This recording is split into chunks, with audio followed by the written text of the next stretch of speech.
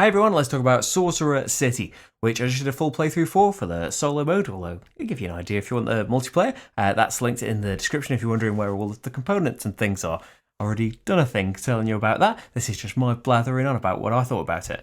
So yeah, it's from Scott Caputo, designed Whistle Stop that I did a playthrough for a while ago, and there's a sequel to that coming out with Luke Laurie, who designed Manhattan Project Energy Empire. That's exciting.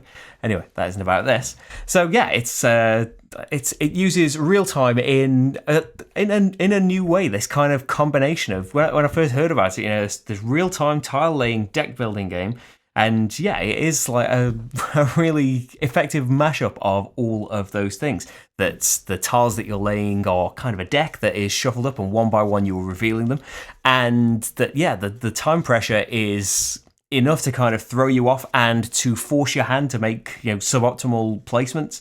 That that the time is ticking down, so you just need to get something down and try and get all of your tiles out. Or maybe you don't want all of them out because some of them might mess you up, especially when the monsters come into it. It's cool that there are. Same with all of the types, there's loads of different little bonuses that you can get on the tiles, and especially in a two-player game, you're not going to see as many tiles, so there's a lot more surprises in there. Same with the monsters, there's loads of different things from, messing with other players, from destroying some of your tiles, discarding them, which means you just don't get the use of them this round, or just putting them to the bottom of your deck. Any of that is, it's throwing extra wrinkles in and making it harder and harder for you to come out at the end with with a city configuration that is going to score you anything very useful.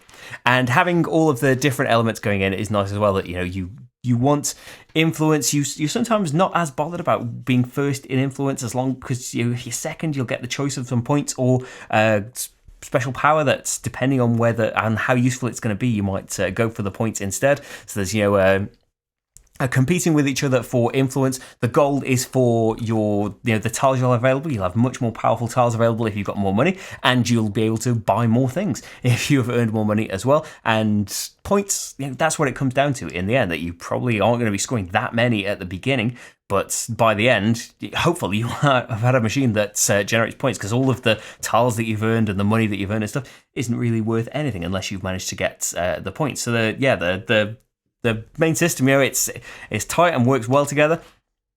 I'll say that, it's kind of something to know in advance, and it's kind of you probably get the idea anyway from shuffling tiles and just drawing them and stuff, and you don't know when monsters are going to come out and stuff. It adds a load of unexpected things and uncertainty, which is good. But I feel like for me anyway, that kind of strays weight. Well, randomness has to be a part of it, but I feel like it's too much of a part of it sometimes.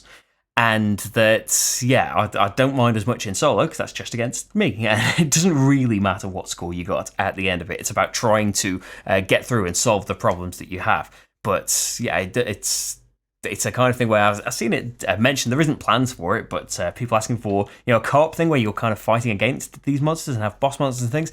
That I think would be much more palatable. I think randomness is much more easy for me to take when it's kind of shared amongst everyone, that someone's misfortune is going to affect everybody, rather than it just being, if you get really unlucky and you keep drawing monsters at the wrong time, and there are powers in the game that have some take that to them, that you're giving other people monsters and things, and you're going to be choosing based on how well they're doing and holding other people back and stuff. There's that kind of thing that we're not keen on.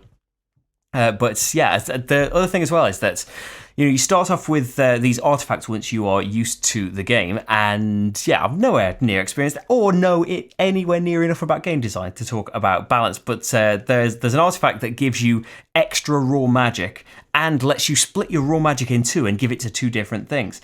And I feel like at first feeling like that artifact in particular, because it came out in our very first game, it wasn't a good first impression. That the player that got that artifact obviously ran with it, as you would, and it kind of doubles up your raw magic at the beginning, at the very first round, so you get more than you would have, and then you can split it amongst two things, and that's the kind of thing that I kind of like about the raw magic, that you are stuck to using all of it, that if you want to win that influence, you're going to have to use it all.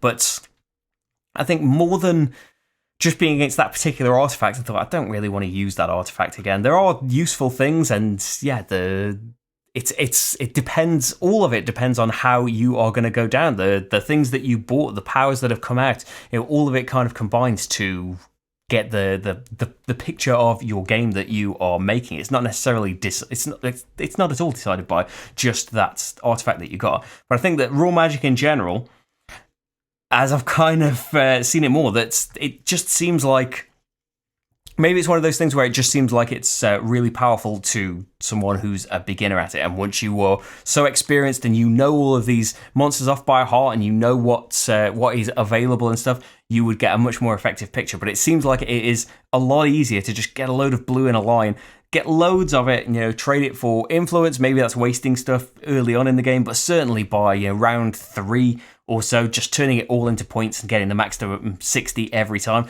So things are going to get in the way of that. And maybe the intention is that other players would then target you with these things and give you more monsters and stuff to mess you up. Maybe that is the intention. And by us not doing that because of our playstyle, we are affecting the flow of it in that way, perhaps. I think another thing is, and this is definitely specific to, or maybe not just me, but just a subset of people, the monsters and their powers. It's, as I mentioned, it's great that there's so much variety and everything in there.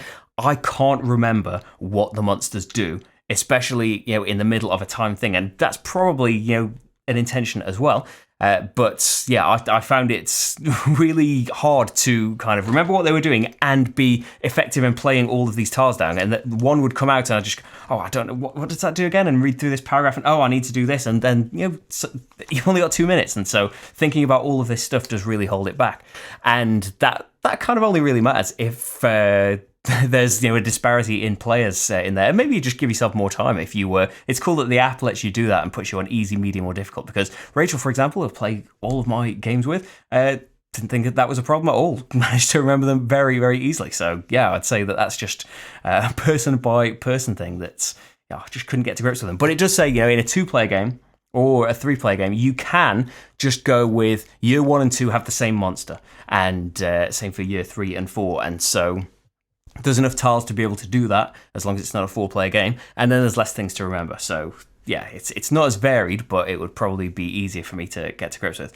But yeah, there are things that I like about it, but overall, yeah, I think that the things that frustrated me kind of would put me off it and drive me towards other real-time games. But hopefully that is the playthrough is there for you to make your own mind up.